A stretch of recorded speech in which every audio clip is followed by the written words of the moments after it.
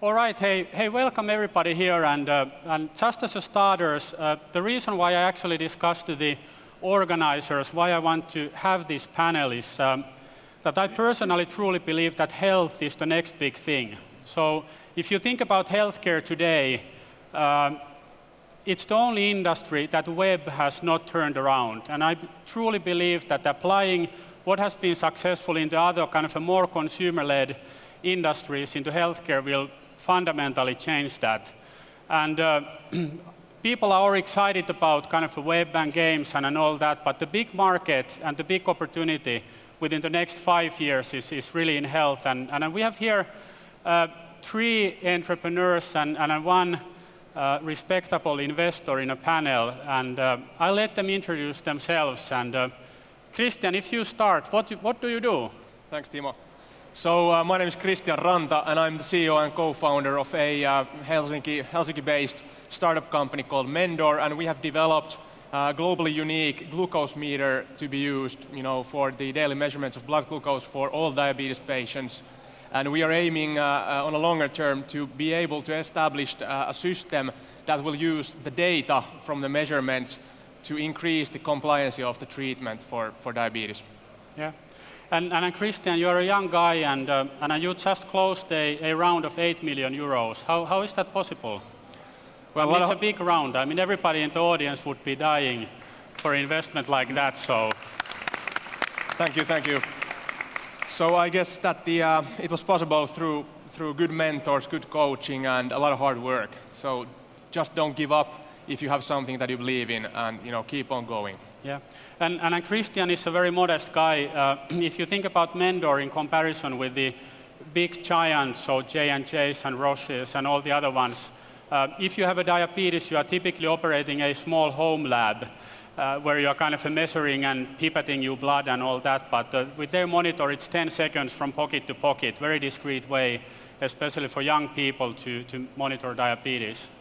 And then the next one, Juuso from Oulu, so from the northern Finland, he's going to take depression out of the world. Yes, I'm Juuso Nissilä, and I'm founder of Valke company. And what we are doing a treatment which is not chemicals. It's based on physical energy, and even though it is not chemicals and not pharmacotherapy, we can do the same or better than pharmacotherapies are doing for many mood disorders, or especially for winter depression, which is a very high problem in Finland. Something like 40 to 80% of Finns in winter, they are more or less suffering from the dark period of winter. So, Ville, how about you? Hi everyone, I'm Ville Öhman. I'm the founder of Laastari Lähiklinikka. Laastari is a retail clinic operator. Retail clinics are primary care clinics located in retail shopping areas and pharmacies. So we are a one-stop shop for patients who are treating common and acute illnesses, things like eye infection, ear infection, flu, typical things that everybody has once or twice a year. It's a drastic innovation in a way because we are the whole process of treatment is really a lot more efficient than the traditional healthcare providers are able to do. I'll hopefully talk a little bit more about that later on. We use a lot of technology to increase the efficiency of the whole process, and this way deliver a lot of value to the payers of healthcare. We have 5 clinics open now in Finland, and we are opening in Sweden in January. So we're expanding already. The first clinic opened in January this year, so we're well on our way to becoming the first big European retail operator. So Ville is also a very modest man, but what he will do within the next 3 years is that he will put Mehiläinen and Terveystalo and all the other guys out of business. But so that's his real aim. So then we have a guest from the States. So you told me on the backstage that you invest into everything but not startups. So why are you here? Well, that's a good question. First, my name is Anne-Marie Pastor. I reside in Boston, Massachusetts, and work for Omega Funds. That currently we invest in direct secondaries in life science. So, and in the past, I have been working with life science ventures. So I have 20 years under my belt in life science investing. I am totally outnumbered by these sciencey guys. So I don't understand anything about science. I'm interested in return on investments and how to get out of the investments. But I've seen and what is the latest and greatest and what has failed in the past also in life science. Yeah. So everybody is saying that healthcare is slow.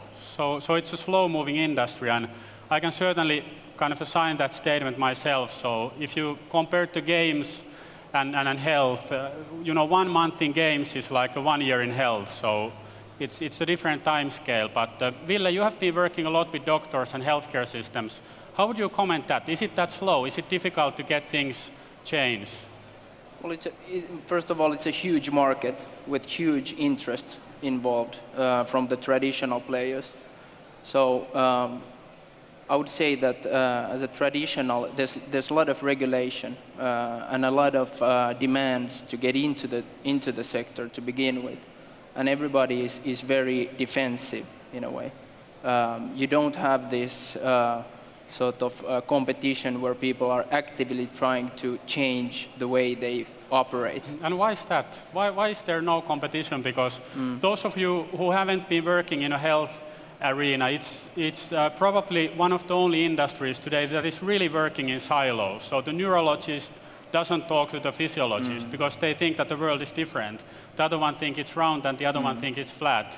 Well, what's the reason? Why people don't change? Well, I think it's the entry barrier, first of all, that does it, especially in the provider sector, since it's just lack of competition, basically. Yeah. So Juuso, what is your comment? Because your crazy airlight has pretty much the same result as in curing depression, like the biggest depression blockbusters that are selling billions. So what are people telling to you? So what does the psychiatrist say when you basically say that I can beat you drugs? At the first, they are very they take it as provocative claim, and after thinking for a while, they are adopting the idea. But I think the medical science is a very conservative one, and it's there is big players like medical science publishing. It's have some kind of marriage with the pharmaco business and so on, and I think the doctors are somewhat trained to think the ways how they are taught to. So it's very difficult at first to change the views. But after that, the more the doctors are researchers, the more rapidly they are adopting new ideas. But surely I think it's very conservative business where people are afraid of losing their value on others' eyes. Yeah. So what you are saying is that people are afraid of being squeezed because they are ineffective. Is that true? That's true. So Kristian, how about yourself? You are again a young guy, at least youngest of all of us, and typically the med tech it's an industry with older guys with black suits, right? Yes. So how do you cope with your nice jacket? Thanks. So you're absolutely right. I think it's been a learning curve for myself that I've had to notice that it's a challenge in the way that when I'm going there meeting with some pharma executives and so on, they're always usually at the first sight looking at me, they're like, hey, who's that kiddo? But then on the other hand, how I personally try to cope with it, we've been building the company so that we have very senior executives, first of all in the board of directors and then also in the management team around me, working with me, because it is if you're realist or if you're thinking about it from a realistic perspective, it is really a fact that you will need credibility, and credibility comes from experience, at least from one side, and experience you can get from these kind of really senior guys joining your company and having their name associated and so on. Okay. So how about yourself? So like if you are running a game startup, for example, it would not be very credible if you are a 60-year-old guy in a black suit. So the credibility builds from different things. But what do you think? Can a young entrepreneur make a big change in healthcare? What is your idea? Well, I think yes. First of all, there's a vast unmet medical need. So there's lots of diseases, but I think that the bigger impact nowadays is going to be in preventive care specifically and diagnostics, and then personalized medicine. It is coming to people. People are demanding affordable health care, affordable treatments, and not one size fits all, where doctors are basically going through the ABC list and doing what they are taught to do, but really people have to take their destiny into their own hands a little bit. So I think that there's a lot of opportunity, young or old, but specifically young and entrepreneurial minds and creative minds. Yeah. So basically you mentioned something which is a very hot topic. It's called personalized medicine. And I mean, some people believe that in the future you could go to Ville's clinic and have your whole genome sequenced with like $100 in less than 10 minutes. So people think that that's going to, explode the health application. Suddenly health is becoming data-driven. It's not anymore the monopoly of physicians, and that's what many people believe, that it's a really big opportunity, and there's going to be like the next gold rush on that area. So, Juuso, about science. So what's the role of science when you're launching? Because your device is very consumer-oriented, so you have kind of you are marketing it like an iPod, and if you look what people are commenting, they think that it's a lifestyle element, a lifestyle item. What's your comment about science? How can you be credible while you are going to the consumers? Mm-hmm. I think if you go back some years, the science was used to convince the regulatory party and the doctors of the efficiency of your therapy or something. But now I think the web is changing this, because now the consumers, they are not driven only by the information what they give from authorities. They are comparing different treatments, and they are gathering information. And this way the web is more revolution than rock and roll was, because it's redefining, making it all new way, because now the people are not listening to authorities, they are listening to arguments. And we are using the science new way. We are not pointing it to authorities, we are pointing it to customers directly. So it's directly our own honest way to make it for customer. Yeah. This credibility is a really big thing in all of the health businesses. And if you think, for example, Ville's clinic, if you go for a standard like an ear infection, if you have it or not, Ville is able to do it with half of the cost of any other private clinic in Finland, basically. So instead of paying 100 euros, you pay like 45 euros, I guess, is the price. And I guess that the customer satisfaction is like close to 100%. Of people basically kind of put a good word out of it. So how is that possible? So how can other guys be so ineffective? I mean, it sounds like if you would be a supermarket or a car washing service, right? What are you doing differently?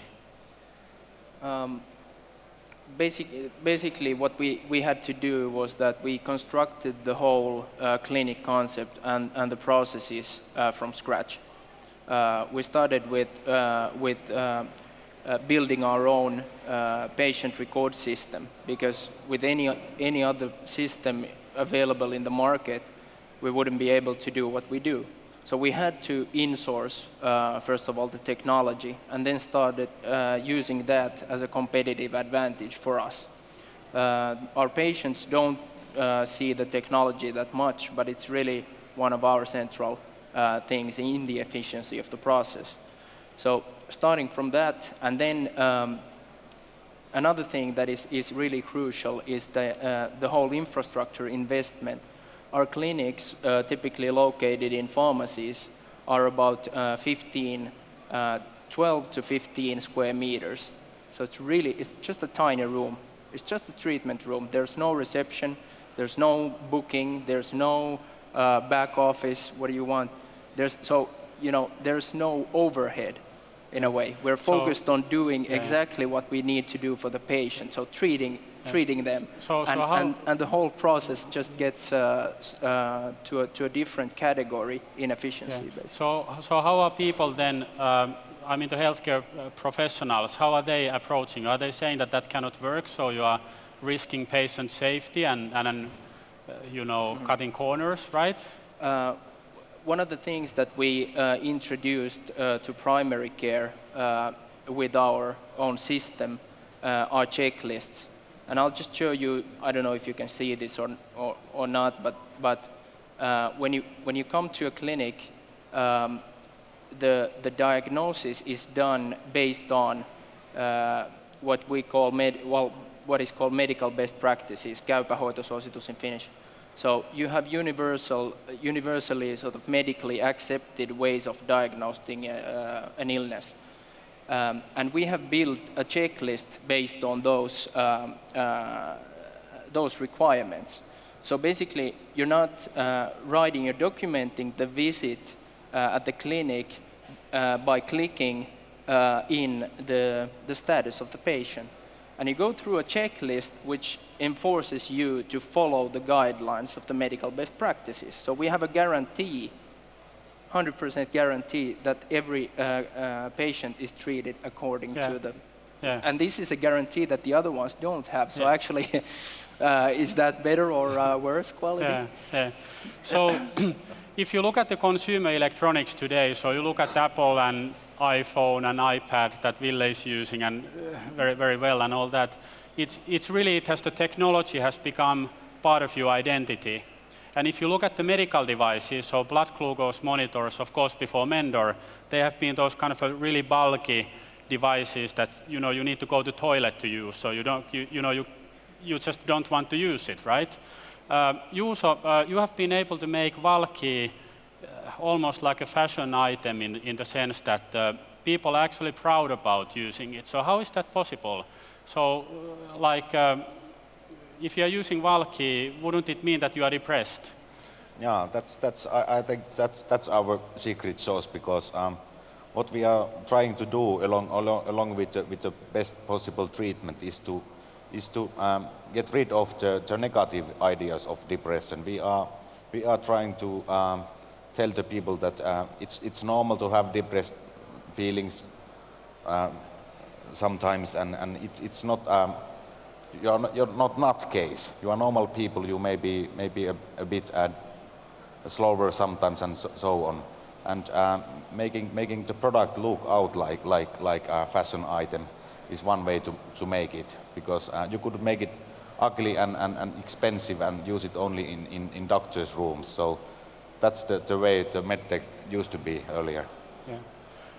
Do you believe that the change is coming inside of the industry or outside of the industry? So is it going to be like engineers like Kristian, or economists like Ville, and like animal biologists like Juuso, who are going to change the way how we treat humans? Or is it going to be the current medical doctors? Yeah, I think that diagnostics is going to be a big deal, and that we need the engineers to help us out. But if we talk about web applications, there's plenty to explore. We can think about patient caretaker relationship and communication. We can talk about, I don't know if this is even possible, but clinical trial data management. It's a huge area to work on. Big pharma, how do they communicate with other offices and their transfer the data? I think there's a lot of areas that can be tackled. Yeah. So the fund where you are CFO, it's 6 billion, right? No, well, nope. Did I get the wrong Oh, it's number? a small. I used to work for 2.5 billion fund before. Yeah. And now this is a small, we have 2 offices, one in London and one in Boston. We have 250 million under management. So which area do you believe that there is going to be the biggest opportunity in health? Is it like the IT systems or making the process more effective, service providers like Ville or health technology like these 2 other guys? Well, I still... You said diagnostics already, of course. I still believe in therapeutics also. Like, I personally, I did this, the full genotyping of myself and just to explore like what diseases am I a high risk for. And when that data becomes available from a larger population, for example, in Parkinson's disease, they collected enormous amount of data. They found the genetic make that create Parkinson's disease, but then there were people with that high genetic make, but they didn't get the disease. So why didn't they get the disease? They found the modifiers and protectors, and I think that is interesting because those then they can become druggable targets, those modifiers or protectors. So I still believe in therapeutics and preventing these diseases in a way. It's changing. The genotyping is really changing the discovery process. Yeah. Totally. Yeah. And then just for the audience, if you think about, there has been for a long time about genotyping and the whole genome sequence and all that, and personalized medicine. But if you really think about the number of personalized drugs today in market, it's probably 6 or 7 or something like that, right? Like really targeting the genomic anomalies that people have. So it's surprising that there's this. We are so early in the days, and I think that the revolution is only starting right now. And like I said earlier, for somebody coming outside of the health arena, the whole thing is going to change a little bit to be more data-driven than driven by, how would I say, clinical experience about what could work and what couldn't work. Or do you agree or disagree? Yeah, I agree. And then also, like the timelines of development of drugs is extremely long. But genotyping can also alleviate that a little bit because you can choose your trial patients based on their genetic make. And then you get an exact right type of population in there rather than just selecting the vast population, and then at the end of the day it's like, okay, 50% failed and the other 50% did okay, but they will never get an approval because of that. Yeah. So really targeting a specific population is going to be important. Yeah. So Kristian, you mentioned about data. I think that none of the other blood glucose monitor manufacturers is collecting patient data, right? Yeah, not in the sense as we do. So I think I fully agree also with the other discussion here that it's going to become more personalized, and that's also what's kind of like in the background of our scientific knowledge from the medical director, and he has been one of the key writers in the Finnish healthcare guidelines, käypähoitosuositus, what Ville also talked about, and that is now spreading in different areas in Europe on a kind of like a clinical research level. And all this personalization combined with the added data and analyzing the data even at all, I think that's going to make a big difference in the future. Yeah. And for example, in glucose monitoring, there is some kind of data management softwares, but no one's really doing anything with the data. It's not in any way in any kind of database, but rather just somewhere, on people's computers separately. So there's no way of analyzing big chunks of data or doing any kind of data mining or anything like that. Yeah. So just kind of a pause here and think about that. So if you go to, Amazon, they will recommend all the kind of crazy books and, things for you. And there's a, bunch of scientists who have been focusing on just, making you to buy that next book, right, with, $9.99. And what comes to healthcare, there's, not the group of scientists who is really thinking that, your biological data is right this, and I'm exaggerating here a little bit. So how should you personalize, your blood glucose levels and all that? It's pretty amazing that doesn't happen. And of course, the biological processes are really difficult to model, so it's not that easy as getting somebody to buy the book, but it means that there's a significant opportunity. So if I make a statement that today's medications and medical devices, they are still developed like one size fits all. Is that right? Would you say that that's the current stage? Well, have you asked me? Yeah.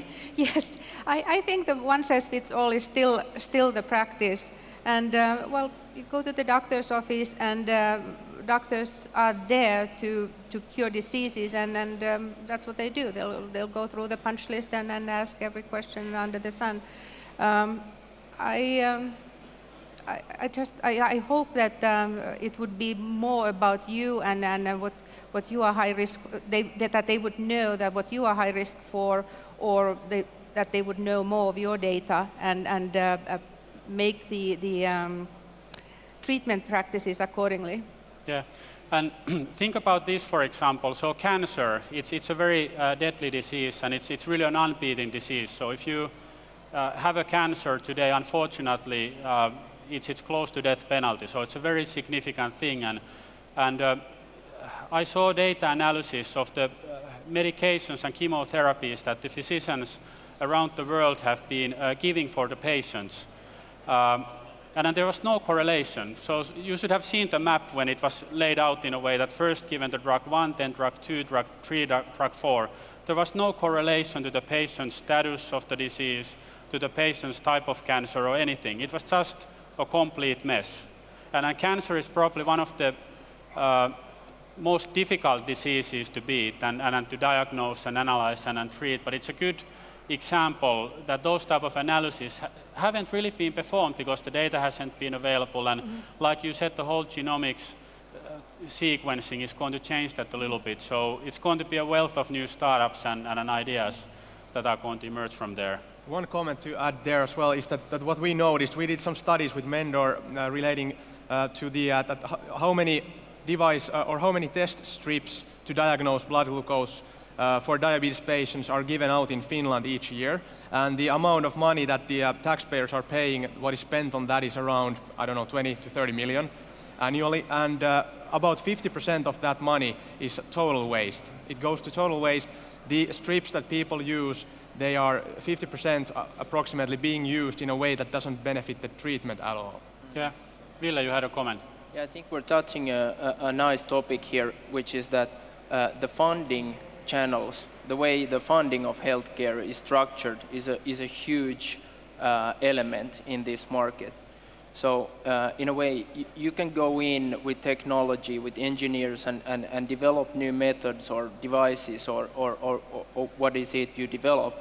But to get into the system where you are funded to do what you do is really difficult, because the funding system, the current healthcare system works according to the funding. And then you're trying to change, for example, a way something is diagnosed and treated, but the funding is not parallel to that. And that's a huge burden we are probably all of us facing. But that's a really good question. So think about it. So if you go to doctor's office and you get the meds, in Finland we have a social kind of a welfare, so you don't need to pay anything, right? And right now, if you think about what Juuso is, for example, doing, so the same results in taking away depression that the meds do, so what the kind of drugs do that you eat. And the price is 185 euros, right? Yeah. In Finland. And I think that the average cost to society from a antidepressive medication is about like 500 to 600, 700 per month for drug companies. That's a big difference. So I've been wondering myself that is it the consumer who is going to make the change? So the guy is actually going to go to the pharmacy and buy your device instead of going to a psychiatrist and paying like 250 euros just to get the diagnosis and then get the meds that work if they don't work and be ashamed of using them. So wouldn't he be just better off by going and buying something and being happy about using it? Yeah, that's surely. And I think I have a quite wide view on that topic because my background is on exercise medicine, which is actually a totally different medicine area than normal medicine, because it's people are exercise is a way to prevent diseases, and over 80% of our diseases today they are caused by lifestyle, And another thing I know from sports sciences is that we have learned that once you start jogging, all of us we are getting the same effect. But it's not that. When it comes to our lifestyle and drugs we are eating and exercise programs we are using, diets we are eating and so on, we are very personal, every one of us. So I think the era of giving natural therapies to people is coming back. Just giving the normal healthy habits back to human physiology, like light and right food and right exercise and so on. And this is the issue where persons can be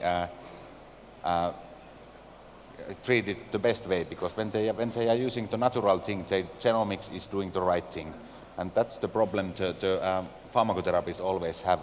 But also it's a big opportunity to somebody to invent a way to characterize people to just to get the right medicine or right treatment.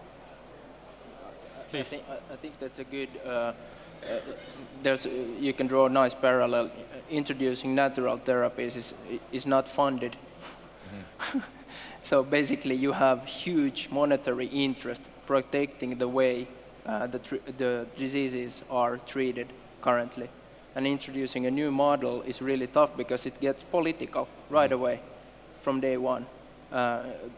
Comparing to our business model, an average visit to health center costs 107 euros in Finland for the taxpayers. Our visit price is flat 45. Yeah. So, you know, it becomes almost a face-saving issue, you know. Yeah, I because understand. the next question is what have people been doing so far? Yeah. But if I may comment also one thing that, you know, I guess, which is for us at least quite apparent, is that there's a huge power with the pharma companies making really overly big profits still today. You know, not wanting to mention any names, but there's huge profits that these guys are doing, and they are doing everything to maintain also the treatment infrastructure to be as it is now, and to keep the barriers there so that it wouldn't change too much. That's also what we are fighting against every day with Mendor. So you have big I parties think to fight against. How about in the US? How are you viewing this? Well, everything. I'm a baby boomer, so I'm extremely interested in my wellness, and that seems to be with my generation in general. And things have to be affordable. That's the key, because what Kristian was saying, pharma companies, they are there to produce drugs, and they want us to be sick, so that's how they make their money. So we come up with these preventive cares and diagnostics and different measures. We have to be extremely careful how it is marketed. I think marketing is really the key element for these new treatments. And this is the really big challenge, or this is a challenge for the audience. So if there's somebody who really thinks about that, I want to become an entrepreneur, and my advice is that think about health. So you said just a keyword, which is the preventive healthcare, which basically means that everybody of us, or not everybody hopefully, but a lot of us is getting fatter and, you know, eating less healthy and, you know, just banging the laptop and all that. So it means that there's a lifestyle problem in a way how we live today. And if you think about all the social applications in mobile and web and sharing and all that, but health is not that. And if you think about the last .com boom, when like a WebMD and all the other kind of a big information portals were kind of created, there hasn't actually been innovation in web and healthcare since then. If you really look kind of at what has been happening, no big successes. So there are companies like Patients Like Me who have been there for like 7 years, and they have like 50,000 unique visitors per month. It's not a success, right? It's not the movement that will change the world. And my big kind of guess is that somebody is going to do that WebMD 2.0. So finding the ways how you can make how you can make the health social, and that's going to be a really big thing. And do you believe that that's going to be possible? Because, like, again, Juuso, I mean, it would be quite an interesting Facebook kind of a status update that I started to eat Prozac today. So what do you think? Can you make it like social that I started to use Valky today because I'm so damn depressed? I think it should, because I think people wouldn't eat medicine if doctors wouldn't describe. So they are seeking for help. They can choose for themselves, and I think the new era is the era where people are recommending therapies for each others, and I think that's the arena where the small startups will win the game, and big pharma will be the number two, because they can never get the credibility on Facebook. They will be laughed off. So it's the place where the one who has the arguments will win over the old power. Yeah, and of course in the kind of a healthcare system, we have been being quite negative towards the pharma companies and all that, and of course, you know, nobody wants to be evil, right? So it's just a system that is kind of structured in a certain way. But I need to tell this. So I was in a Pfizer's R&D facility that in the UK that is right now closed down, and there was an internal newsletter, a monthly newsletter that said that we have really worked for our reputation in this country, and compared to last year, we have kind of climbed in the industry ranking 3 steps, and we just passed tobacco and alcohol. So it kind of describes well what Juuso was saying, that it would be very difficult for the traditional companies to enable that change. Are you seeing, when you are kind of trying to get into the system, I know that there are investors in the world who think that, for example, to introduce a new diabetes method of treatment or glucose monitor, it takes at least like 300 million euros to get to the market, like 5% to 10% market share.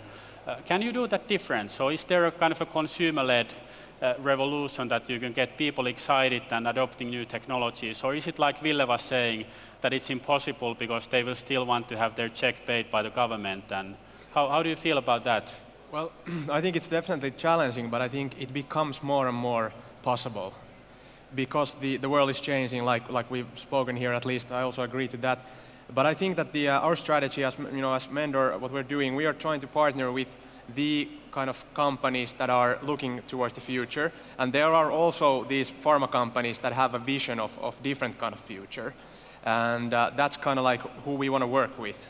But then there are also these traditional ones or more traditional ones that are probably not looking at these kind of things of the new the web and social medicine or what so in that same light as some others. But also the fact that that's happening in the industry is that pharma companies, due to the generics introduction, they are also now seeing declining gross margins, and they are really having to fight with the fact that they're losing money over to what they used to make.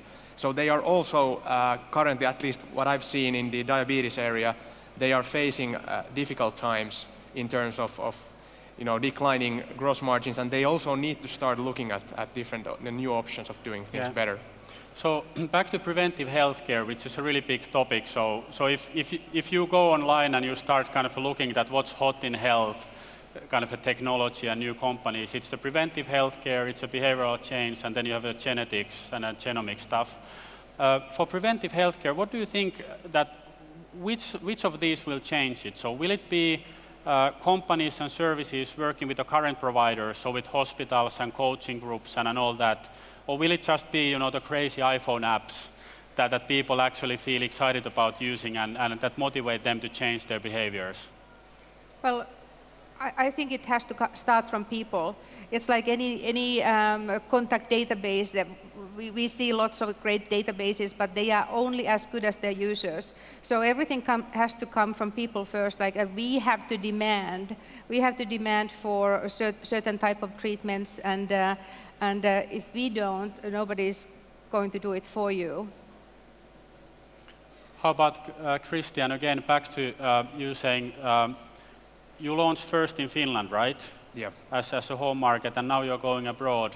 What type of feedback are you getting from people? So are they saying that, like, by the way, how much does it cost to get your glucose monitor? Currently from the web shop, we deliver to whole Europe, pretty much all EU countries, and it's 49 euros. 49 euros. And how much are the strips and the usage per month? The usage per month is about 30 to 50 euros. Yeah, and now you just need to believe that his kind of a device is so much better than anything in the market.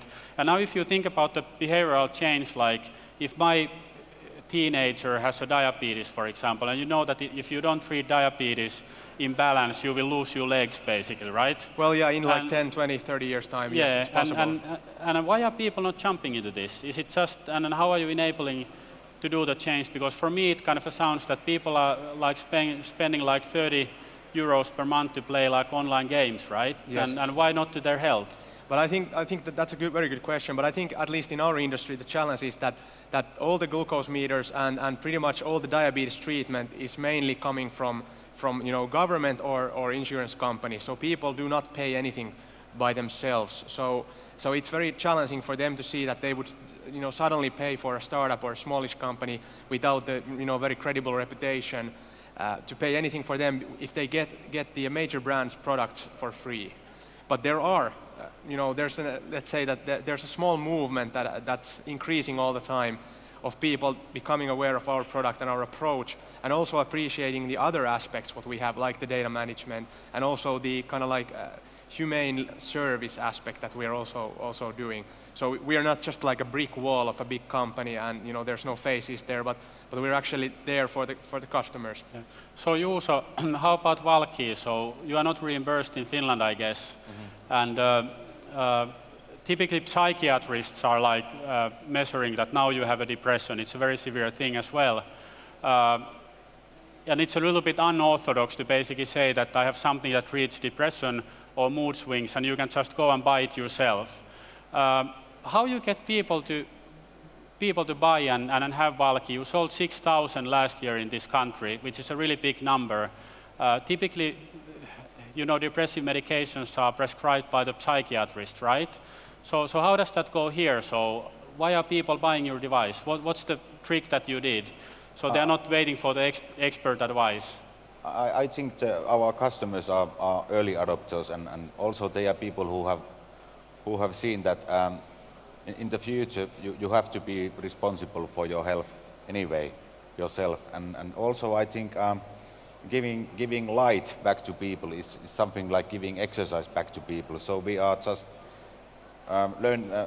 learning people to or teaching people to do the right thing for their health. So I think it's quite natural and easy for us to keep distant from the pharmacotherapies and start totally different communicating about taking care of your mental health, because we are just giving something back to people who have lost it due to lifestyle. So we are giving back to daylight, which is elevating the feel-good transmitters in the brain, which are thousands of years they have been elevated during daytime. So we just do the trick for them. So, and I think when you are not giving any chemical, it's much easier to have that communication that you are making things new way, and you are taking care of yourself, and you can really make a big difference for your quality of life.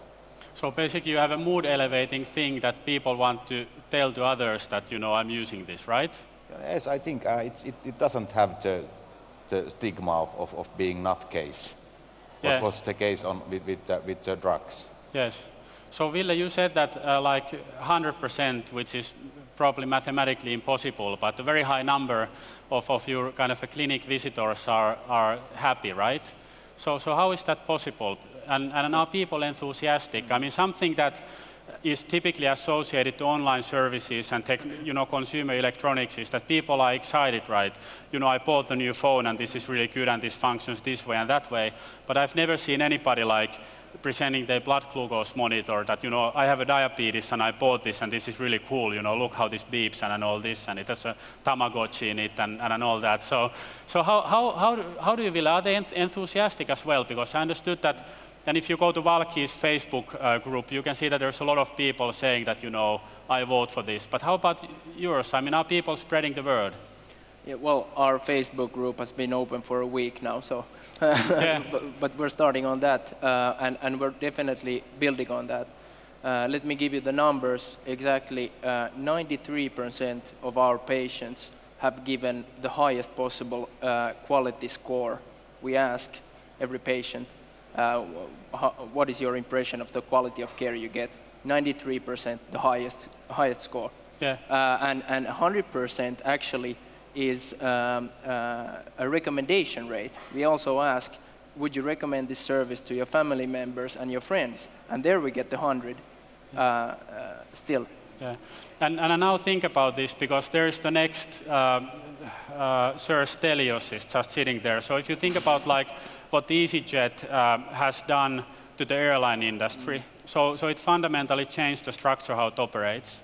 And now if you think about the healthcare, it's a process industry fundamentally, where you're applying a clinical understanding to the patients who are being repaired. So it's like a car repair facility. It's not more than that. Humans are a bit more complicated than cars, but anyway, that's exactly the same thing. Yeah. And right now there's a man who has just brought, you have a business degree, right? Sorry? You have a business degree, right? Or are you a medical doctor, or you have a business degree? Yeah. Business so he's some type of an MBA who doesn't understand anything about healthcare and science, and what he has just, and he's not even an engineer, so he's just a business guy, right?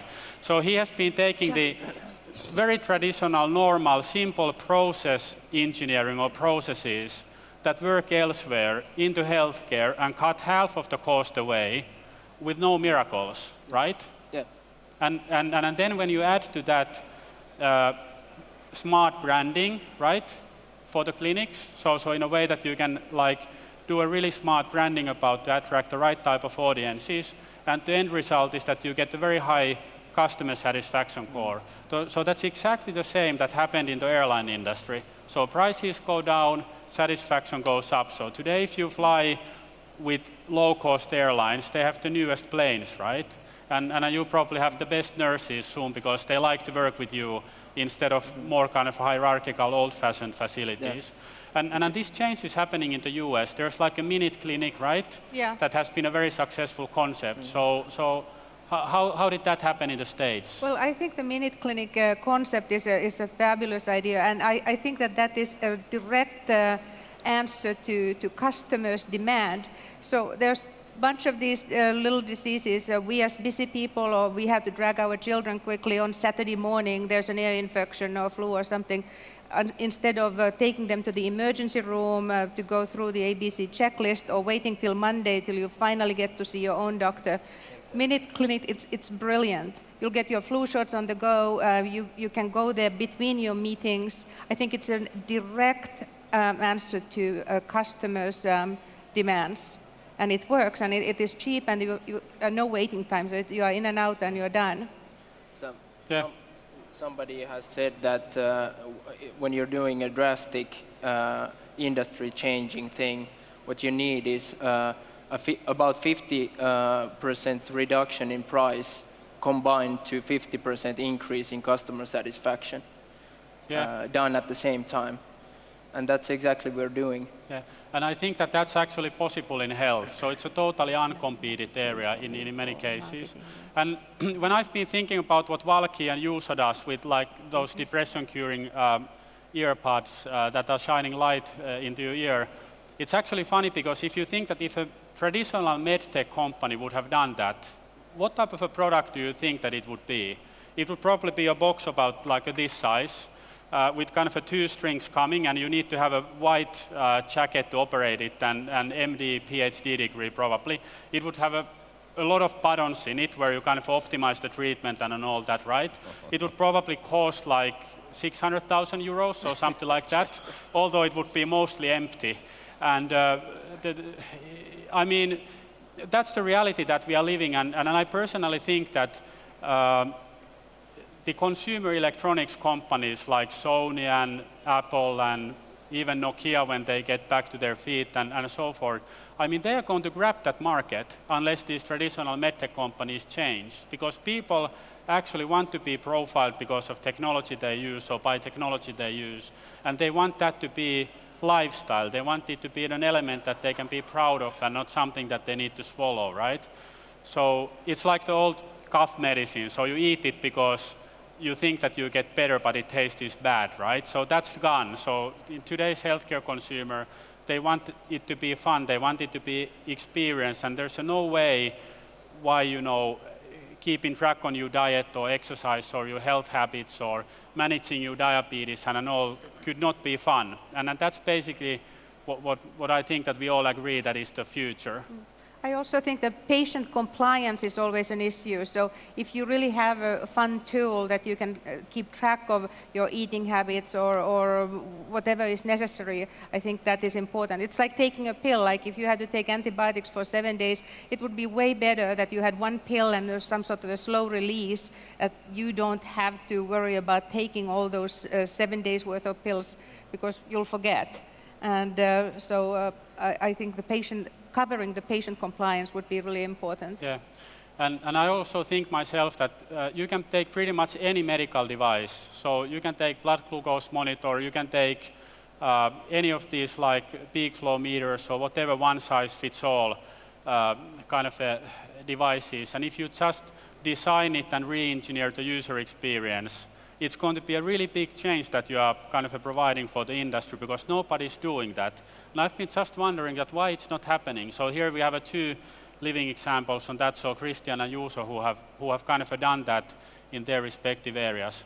So we are kind of starting to be towards the end of the time. Any questions from the audience that you want to have?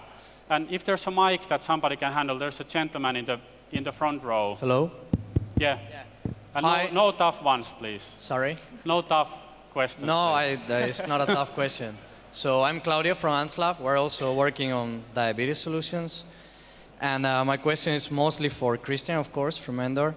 I want to ask, there are other companies in Finland and also around the world that are working on similar solutions, and they always come up with your own device for monitoring those data. I want to ask, in the era we are running, in the year 2011, everybody wears clothes, keys, wallet, and mobile phone. Why to have another device? Why can't we make it on the mobile phone? Well, actually, that's a very good question, but that's something that we studied in the early days before we founded the company. And we asked a lot of diabetes patients that, would you want to have a mobile glucose meter, like a mobile phone combined to your glucose meter? Most people didn't want to have it because it is about the stigma. You don't want to be recognized as a diabetes patient. At least most of diabetes patients do not want. So they don't want to have a glucose, like a glucose phone on the table shouting that, hey, I'm a diabetes patient. So it's the discretion. I think that's at least how we perceived it at that point in time. Sorry, can I ask a little bit more? So, yeah, I understand that point, although I don't understand why the phone should be shouting that you're diabetic, but anyways, is there other issues why you may come up with your own device? Maybe, I don't know, difficult to enter the market or patents or something else, and you have to come up with your own device instead of going mobile? Well, there's probably, I'm not so familiar with all the patents related to the mobile phone glucose meters, but there has been some even like working products, but they haven't, people haven't bought them too much, so they've been buried pretty much. But I think also the same thing that I answered in the first question that you had. The same thing is also that why people, how many of you have seen other people measuring their blood glucose in public? In our stand. Well, only few, but there's like, at least in the crowd, there should be like 10 to 15 to 20 diabetes patients, and only 2 hands rose. So that's the issue. People don't want to show that, hey, I'm a diabetes patient. They don't want to have a phone that is a diabetes phone, or they don't want to show that I'm injecting insulin on a daily basis. I'm sick. Any other questions from the audience? Thank you very much. Any other ones? All right, so then we have 30 seconds closing words for everybody, and we start from our most distant guest from the stage. What should I say? Well, when you're ready to start up something, a new business, do your homework and think about your business like it's not a marriage, like founder and the product should not have a marriage-like relationship, because when there's a divorce, it's usually not a good one. It's more like a parent-child relationship that you see through your product growing, and then eventually you have to let it go. I think that is a very simple analogy. Again, do your homework, look into the marketing, the management is always important. be ready to fundraising, understand the potential partnering, and as a VC, I'm always looking for like, if I invest in you, how do I get out of it? Just the nature of the game. Yeah, hopefully not via bankruptcy, I guess. Yes, So Ville, that happens. you closing words. Well, obviously, next time you have a sore throat, eye infection, ear infection, your kid has an ear infection, come to the clinic, come to Laastari, because the patient experience is totally different from what you are used to. And like us on Facebook. Yeah, Juuso? I think social media is distracting dictators nowadays, and that's what they will do for old establishment in medical science and business, and people will follow the arguments, and that's why most people in future will use Valke rather than pills. Yeah. Kristian? Start companies, it's fun, and be humble, learn quickly, and work with the best. Okay, applause.